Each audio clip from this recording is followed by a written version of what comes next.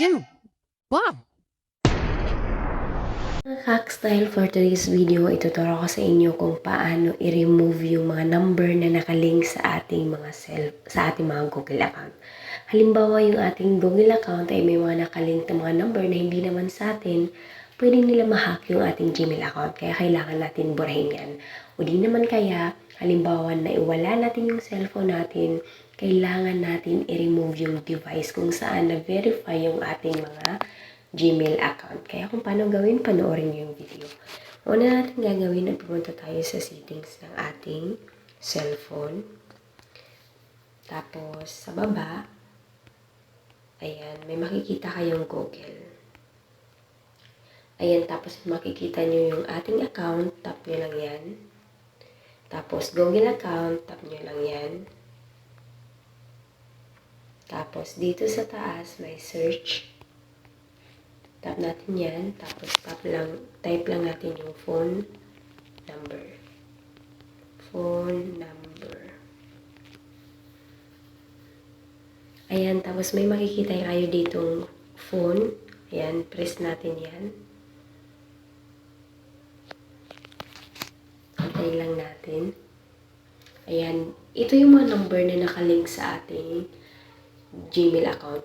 Hindi ko alam kung ano yung mga, yan ko lang din nakita. Dito yung mga nakalagay na number, yung mga old number ko na.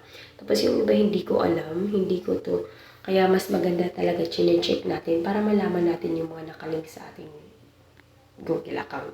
Tapos dito sa baba yung mga number na naka-verified sa ating Gmail account. Ibig sabihin hindi pa siya maaring naka-login pa. Paano kung nawala yung phone ninyo? Pwede nyo dito tanggalin yung inyong mga Gmail account sa old phone ninyo.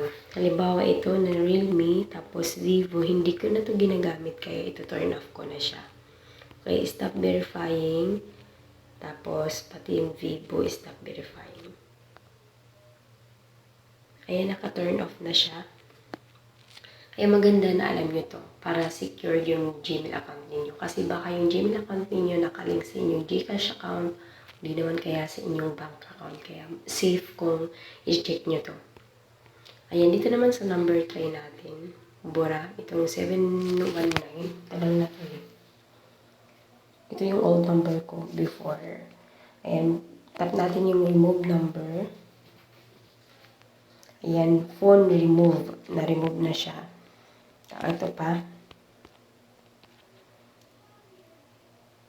Tapos, tap natin yung delete.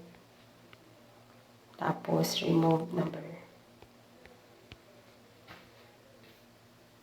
Ayan, na-remove na. Ito pa. Lahat ng number na hindi nyo alam na number nyo, o di naman kayo yung old number ninyo na